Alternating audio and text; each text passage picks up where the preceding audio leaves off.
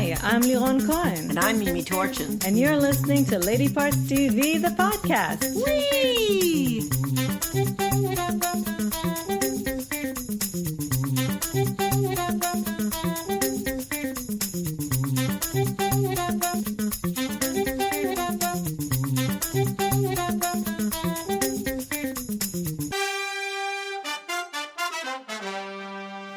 Hi, everybody, and welcome back. Yes, hello. We've Happy New Year to you already, haven't we? I'm not sure. Last week we took a break because, with the inauguration and all that, we just needed some time to sit with it. And we watched a lot of everything that had to do with Kamala and Joe.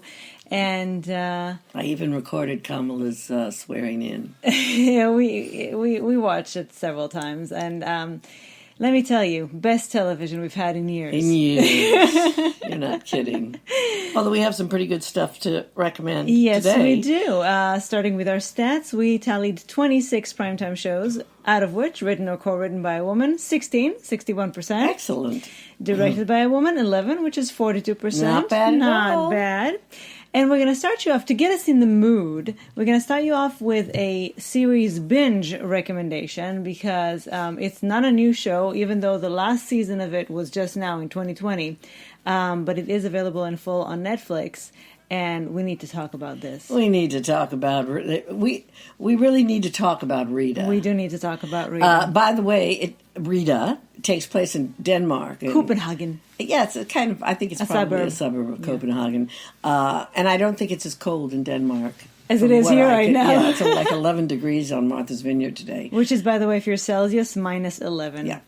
So Rita never puts on more than 3 layers of clothing, which she wears summer, winter, spring, and fall. She's always wearing tight jeans and a t-shirt, then a plaid shirt, and then a leather jacket. Anyway, Rita is a teacher, and she's an excellent teacher.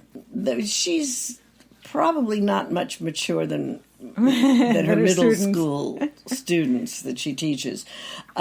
She's very much an iconoclast. She's a single mother who says what she wants, and some of the things that come out of her mouth are shocking. And she's just delicious.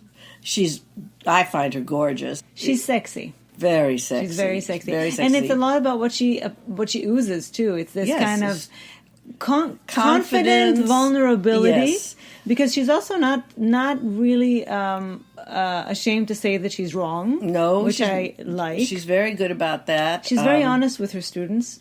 Always. Very honest. Always. And she's liked by everybody except for people who really don't like rule breakers. Exactly. She's the opposite of authority. Yes. And she's anti-authority, yet she keeps her class in check. Because the kids respect her. Yes. Because she treats them like equals. Yes.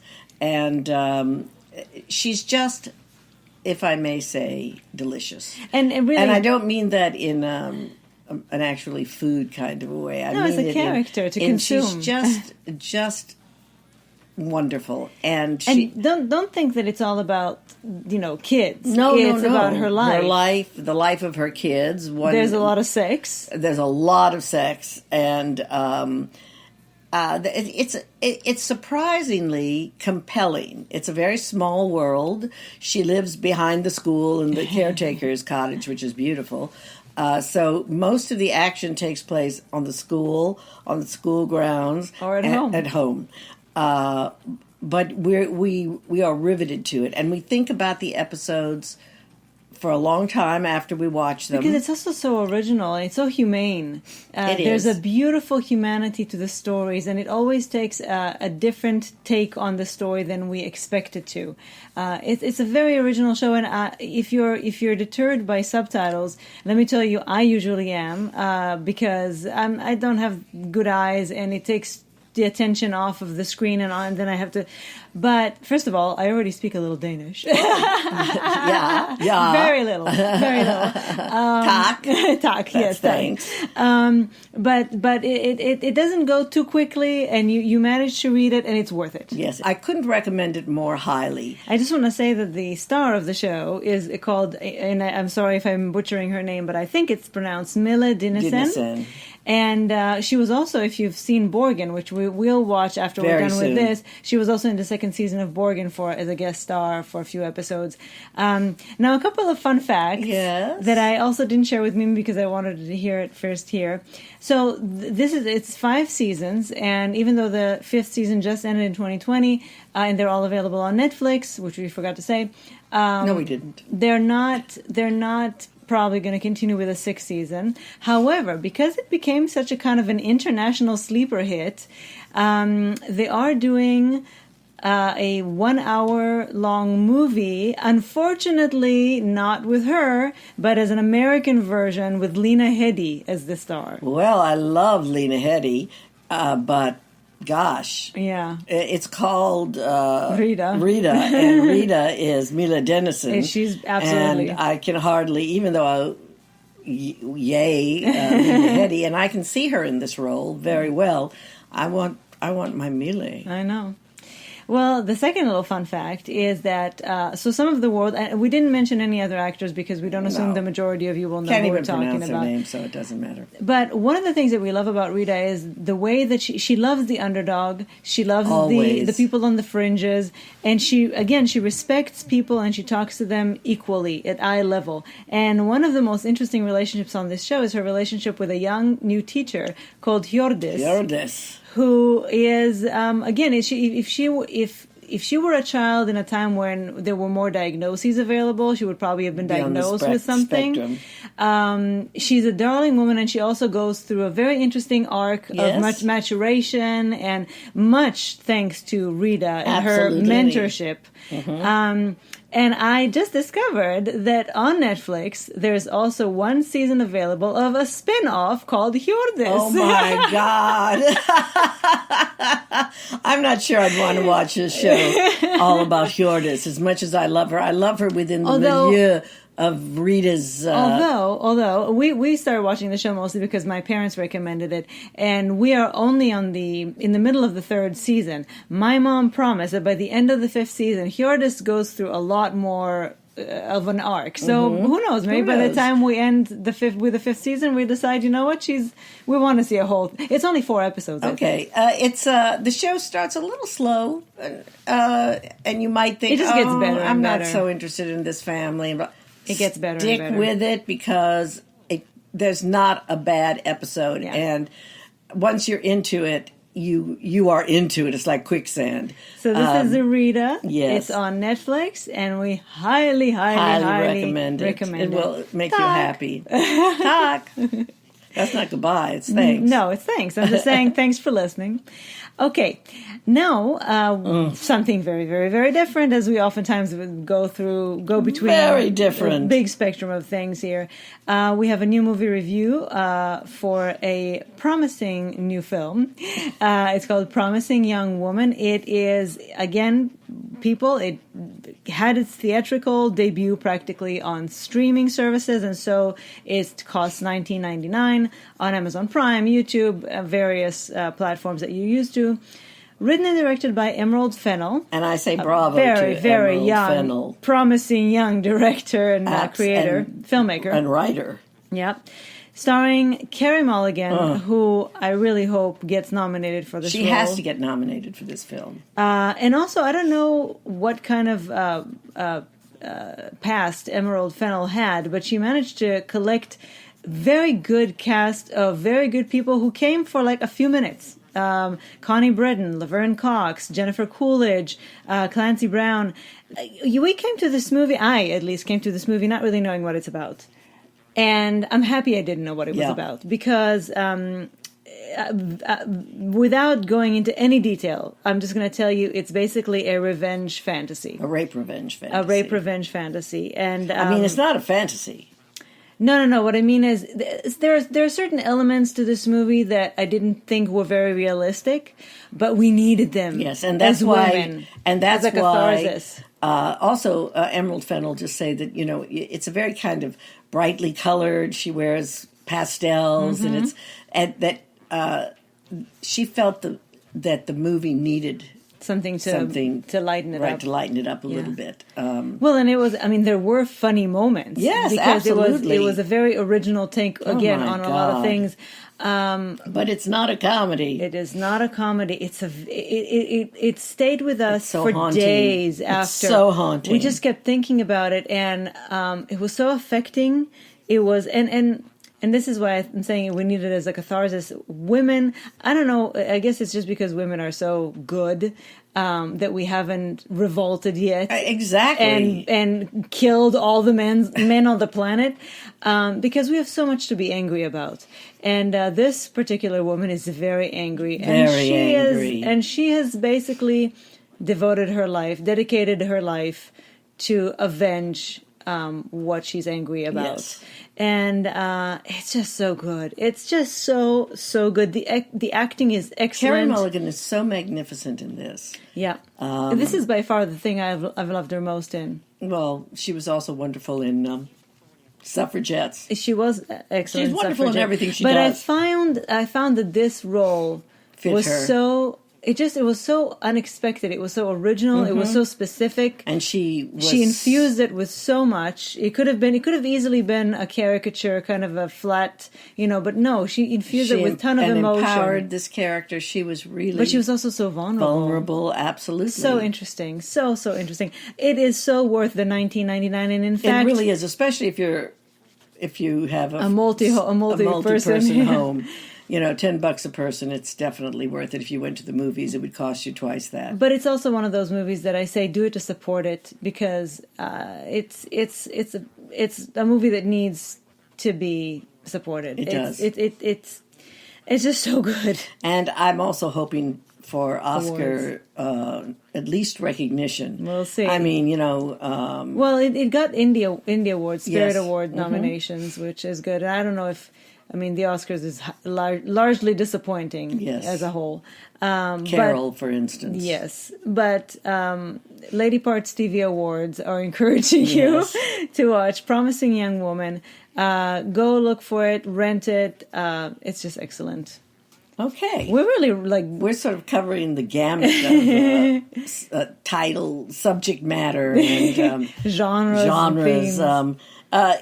This is a new sitcom called Call Your Mother. Now, wait a second. How often do you hear us say, we have a new sitcom to tell you about? Yes, exactly. So right then and there, we must have liked it. Mm-hmm. And strangely Despite enough, ourselves. It would seem to me that there's so much about it that I wouldn't like, but I do. You do. There's no question. Your laugh out loud moments I have show laugh out loud moments. It's called Call Your Mother. It's Wednesdays at 9:30 p.m. on ABC, created by Carrie Lizer, who I'm sure, or Lizer, sure is a woman, right? Yes. Kari. Yes. And it's starring Kira Sedgwick, who, as far as I'm concerned, is the only person we need to mention, except for Sherry Shepherd, who plays her best friend, who she mostly talks to on an iPad. On FaceTime. Yeah. I do want to mention Emma Mayers, who plays Kira Sedgwick's son's girlfriend. And who's really quite amazing, because she plays a very over-the-top character. Who could be very obnoxious. Very obnoxious. She plays an influencer. A typical in a millennial. Kind of a valley. Well, actually, by now it's like Gen Z or something, right? It's and she's a valley girl talking. But she's so good. And the character is so interesting. Mm-hmm. It's so different from what you expect in her reactions to things. I find her very, very fascinating. She's quite funny. Yeah. And Kira Sedgwick is a single, she's, I guess, a divorced mom. And she has 2 grown children. They live in L.A. A son and a daughter. A son and a daughter, right, who are approximately the same age. And she lives in Iowa. It makes me want to break out. Iowa. And Kelly O'Hara's singing, but since I can't sing like Kelly O'Hara, I won't do it. And even my beautiful wife, who has a gorgeous voice, can't sing like Kelly O'Hara. Who can? So, exactly. Only Kelly O'Hara. Yeah. And she can't get her son to call her back for 4 days, so she goes to California to find out, to make sure he's okay. And he is very much a mama's boy and quite annoying. And the daughter, who claims and probably is the second child, is very self-sufficient, and a lot of it is about the sibling rivalry because of this, and the mother luckily Kira finds a lovely place to stay, a guest house owned by a darling Australian man. And of course there's immediate tension between them, sexual tension. And I have to say that I adore Kira Sedgwick.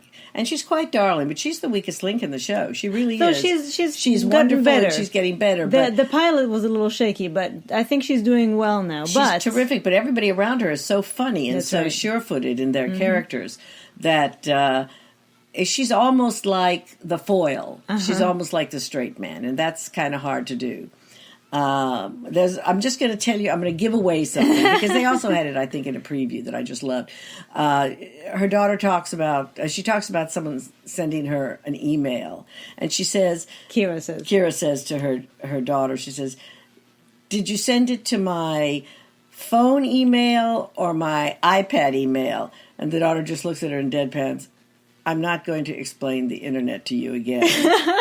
And that sort of sums up, although there were a couple of really funny lines last night in the episode that we watched. It's actually very well written. The daughter is very deadpan. I love her humor. And there are many places where I laugh out loud, and I'm not that easy. We're actually very hard. We don't like sitcoms. I think it has a laugh track, although maybe it would have to. No live audiences now, which always bothers me. But after the first episode, I didn't pay any attention to it. It didn't bother me anymore. Anyway, if you like sitcoms, if you like Kira Sedgwick, even if you don't like sitcoms, which we don't, give it a try. It's called Call Your Mother, 9:30 p.m. on ABC on Wednesdays, right. Okay. Now, again, we're going to another part of the universe. This is called First Blush. It is available it will be available on VOD February 2nd. You can find it on Amazon, iTunes, Apple, etc. It was written and directed by a man, Victor Newmark. And it's starring complete unknowns as much as I know. Yeah. Well, I think that they mostly have done shorts and things like that. Rachel Egg, Ryan Caraway, and Kate Beecroft. I wonder if she's related to Greg Beecroft, for all you soap fans. It's an LGBTQ-themed film because it's about a polyamorous relationship. Two of them are married. The guy and the girl, Nina and Drew, are married, and they're millennials. They're just Nina just turned 30, so it's a big number, and it's kind of like she's reassessing where she is in life. She kind of feels like, well, I'm where I'm expected to be. I got the job, I got the marriage. I'm not going to be homeless anytime soon. So I'm where I should be. But she's kind of bored, I think. And she also suffers from anxiety disorders, and I think she feels like she's kind of stuck in her life. And then she meets. Yes, go ahead. I was going to say she's very neurotic. Yes, and then she meets Olivia, and she a spark. She's kind of interested in her, but she loves her husband. She tells him about it, and he says, "Well, maybe we should just invite her over." And they start dating, the three of them, and soon enough, Olivia moves in. And I'm not going to tell you anything beyond that because you should see for yourself. But it's very indie. It's a 21st century movie where there's a polyamorous relationship, and you're rooting for the three of them to make it work. Make it work, exactly. The acting is very good. Yes, the dialogue felt this is very natural and real. One of the most indie movies I've ever seen. It was probably made on a $5 budget, but the acting, even though I didn't know any of those people, and they had a very small, collective experience. They were very good. It felt very natural. It felt very real. I thought it looked good. And the writing was very original. Yes. And I really, again, didn't expect really to enjoy it much, but I did. I really did. We thought, oh, well, let's give it a try. Yeah, let's give it a few minutes. We won't, but we stuck with it. Yeah, we really enjoyed it. So, and I like, I like that he just made this kind of a straight movie about a polyamorous relationship. It's just about three people trying to make their relationship work. It's not about any big coming out or exploration of self. It's just about three people really finding that they have a lot in common and that they want to be together. When there's Well, there are three of them. And I really, really liked it. So this is called First Blush. Again, it will be available on VOD February 2nd. You can find it on the various platforms. Check it out. Finally, we have a review for a very well-known movie by now. Yes, it's a movie that comes with high expectations, and I think it probably got good reviews. I haven't really read any of them, though I'm going to. Now, I just want to say, this movie is all about men, but the director is... Regina King. Right, and the movie is... One Night in Miami, and it was written by Kemp Powers, and Regina King will probably get a directing nomination because she gets nominated when she sneezes, except for the one thing that I think she really deserved to get nominated for and win. Miss Congeniality? No, she was darling in that. Watchmen. Regina has done some television directing, quite a bit. And it's certainly a sure-handed debut. It really, really is. The movie stars Kingsley Ben-Adir as Malcolm X, and he was wonderful. We also see I think he should be nominated. And he apparently played a young Barack Obama in something. The Comey Rule. Oh, the Comey Rule. He looks so much like him. He does. He really does bring him to mind quite a bit. Yeah. Eli Gorey is Cassius Clay, also known as Muhammad Ali. Aldous Hodge, who you will know for sure, who plays Jim Brown, and Leslie Odom Jr. as Sam Cooke, and of course everybody knows Leslie Odom from Jr. Hamilton. From Hamilton, and also many things. Hamilton was a wonderful springboard for him, and it's set on the night. February 25th, 1964, when Cassius Clay beats Sonny Liston, much to everybody's surprise, for the heavyweight championship of the world, the boxing championship. And crowds of people are in Miami Beach. There's celebration, there's fun. But because it's 1964 and there's still Jim Crow-era segregation laws, they go to this Hampton House Motel in Miami's African-American Overton town neighborhood, and they celebrate together at this motel. And the whole movie is conversation. Pretty much. The beginning and the end have some there's a little action in the beginning and the end. Sam Cooke sings. Otherwise, it's like 80% of it takes place in that motel room. Yes, this is an imaginary conversation. Imaginary conversation. It feels as though it certainly could have been. It could have taken place. A lot about race. A lot about about activism. How to use their celebrity, and all of them were big celebrities in their respective fields. How to use that to advance equality for their race. And it was highly intelligent, but you did sometimes just get lost in the chat.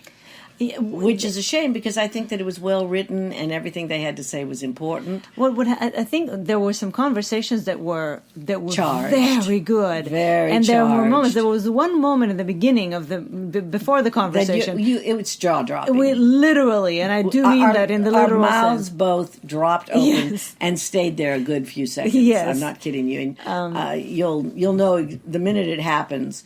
What it was. What we're talking about. Because it was like, oh, my God. Yes. So there were, and in that hotel, especially when it was only 2-on-2, 1-on-1, as opposed to the four of them talking. At some point, two of them leave. They break off. And and when it was 1-on-1, I found that was a lot more weight and heft to the conversation. And there wasn't maybe competition for who would...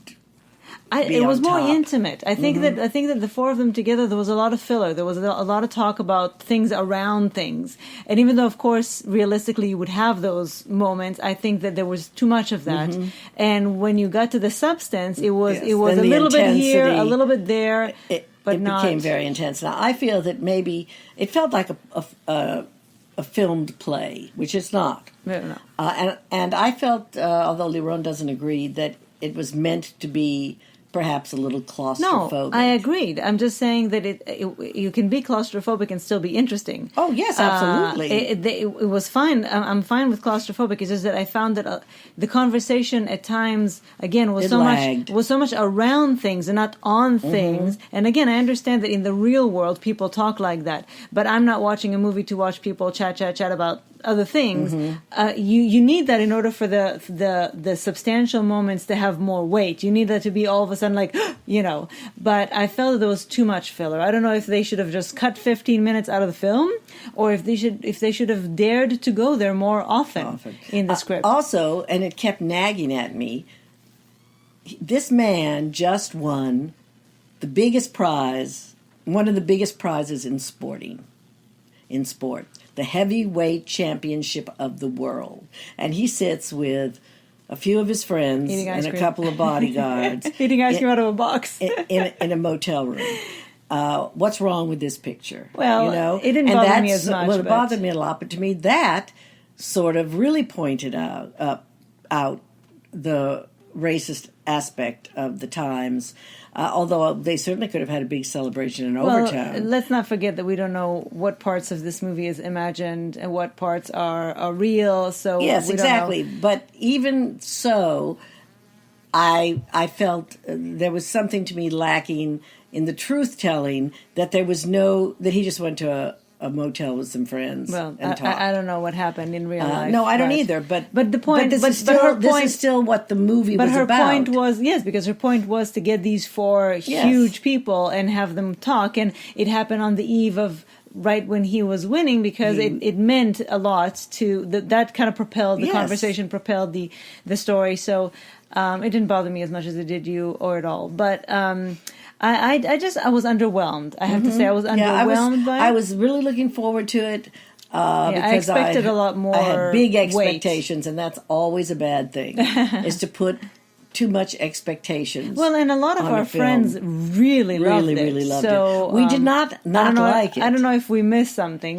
We wouldn't give it a thumbs down. No, not at all. I just feel that there was a lot of potential that wasn't fulfilled. Realized, exactly. Yes, and maybe that was her point, to do la la la la bam. But it didn't. But a la la la la bang doesn't work for a 2+ hour movie. No, it's not 2+. It was a little under 2 hours. Okay. Yes. I needed a little more bang. Yes, I needed a little more bang too. Yeah.